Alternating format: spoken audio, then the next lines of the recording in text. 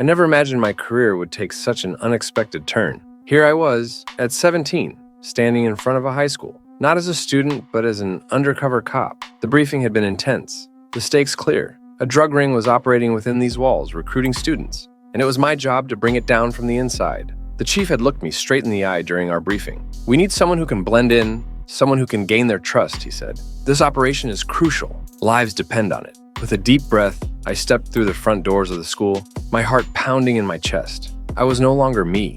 I was a new transfer student. My clothes were different, more in line with the current teenage trends: ripped jeans, a faded band t-shirt, and a backpack slung over one shoulder. The hallways buzzed with activity. Groups of students laughed, gossiped, and rushed to their lockers. I moved through the crowd, trying to seem inconspicuous, though every nerve in my body was on high alert. My first class was history. I slid into a seat at the back, observing my new classmates. Who among them were the key players? Who could I trust? The teacher called roll, and when my new name was mentioned, I raised my hand, receiving a few curious glances. It was then that I noticed a group of students in the corner, huddled together, whispering. They looked too old for high school, their eyes sharp and calculating. I made a mental note to keep an eye on them. At lunch, I sat alone at first, trying to gauge the social dynamics. A girl with bright pink hair and nose ring approached me. "New kid, huh?" she said, plopping down beside me. "What's your story?"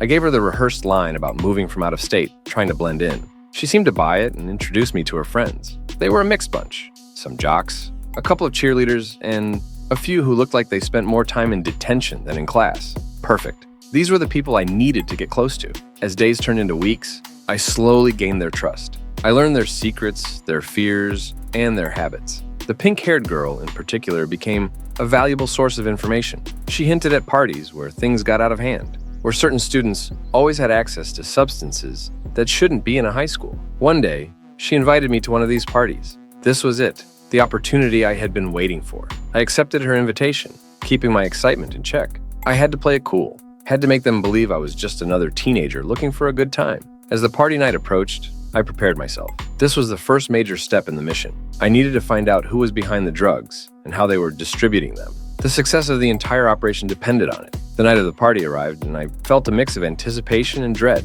I'd spent weeks blending in, earning their trust. Now it was time to take a deeper dive. The pink-haired girl, who had become my closest confidant, picked me up. She was buzzing with excitement, unaware of my true motives. We arrived at a large house on the outskirts of town. Music thumped through the walls, and people milled around in the front yard, drinks in hand. I took a deep breath, steeling myself for what lay ahead. This was the closest I'd been to the heart of the operation. Inside, the atmosphere was electric.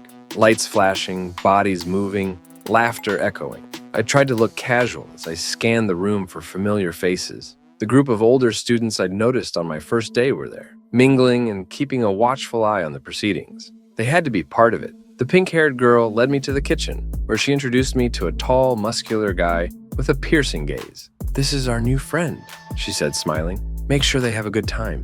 He gave me a once-over and nodded. "Welcome," he said, handing me a drink. "Enjoy yourself?" I took the drink but didn't sip. I needed a clear head. Instead, I watched as he moved through the crowd, occasionally slipping small packets into eager hands. Bingo. This was the proof I needed. As the night wore on, I found myself in conversations with various people, all the while keeping an eye on the key players. I was about to excuse myself to use the bathroom when I overheard something that made my heart race. "Did you hear? There's supposed to be a big shipment coming in next week," someone whispered. "Gotta be ready. The boss isn't happy with the last batch." I needed more information, but pressing for details could raise suspicion. Instead, I feigned interest in another conversation, while my mind raced. A big shipment meant I had a narrow window to gather enough evidence to bring this operation down. The night dragged on, and I decided it was time to leave. I couldn't risk overstaying and drawing attention to myself. As I made my way to the door, I felt a hand on my shoulder. It was the tall guy from the kitchen. "Leaving so soon?" he asked, his eyes narrowing. "Yeah," I said, forcing a smile. "Got an early morning tomorrow." He studied me for a moment before nodding. "All right, see you around." Outside, I took a deep breath of the cool night air, my heart still pounding. I had to get this information back to the chief. This was the break we'd been waiting for. As I walked home, I couldn't help but think about the students I'd come to know, the friends I'd made. They had no idea what was about to unfold, how their lives were about to change. This was just the beginning. The real challenge was yet to come. The takedown operation was set for the night of the big shipment. I'd spent the last week covertly feeding information to the chief, outlining the details of the delivery. The tension in the air was palpable as the evening approached. I felt a mix of nerves and determination. Everything hinged on tonight. I arrived at the party, the same house where it had all started. The atmosphere was charged with anticipation. People were more on edge than usual. The older students, moving with purpose, whispering in hushed tones. The pink-haired girl greeted me with a hug, oblivious to the storm about to hit. I scanned the room, locating the key players. The tall guy who had given me the drink before was in deep conversation with someone I hadn't seen before, a man in a suit, clearly out of place among the teenagers. This had to be the boss. As the night wore on, I stayed close, trying to pick up snippets of their conversation. They were talking about logistics, payments, and distribution points. I discreetly texted updates to the chief, each message a step closer to the endgame. Then, it happened. The tall guy announced that the shipment had arrived. People moved with precision, clearing space in the living room. My heart raced as I watched them bring in duffel bags, heavy with contraband. This was it, the evidence we needed. Suddenly, the door burst open, and a flood of officers stormed in, shouting commands. "Police! Everyone down!" The room erupted into chaos. People screamed and scattered, trying to escape. I stayed where I was, hands up, maintaining my cover, until the chief made eye contact and gave me a nod. I stepped forward, revealing my true identity. "Everyone, stay calm. It's over." The tall guy and the man in the suit were quickly subdued, handcuffed, and read their rights. The pink-haired girl looked at me, her eyes wide with shock and betrayal. You're a cop?" I nodded, unable to meet her gaze. "I'm sorry. I had to." The aftermath was a blur of police activity. Students being questioned, evidence being cataloged. The chief pulled me aside, a look of pride and relief on his face. "You did good, kid. We couldn't have done this without you." As the dust settled, I found myself standing outside, the night air cool against my skin. The mission was a success, but the victory felt bittersweet. I had made friends here, built relationships that were now shattered by the revelation of my true identity. In the following days, the school tried to return to normal, but the impact of the bust lingered. Students whispered in the hallways.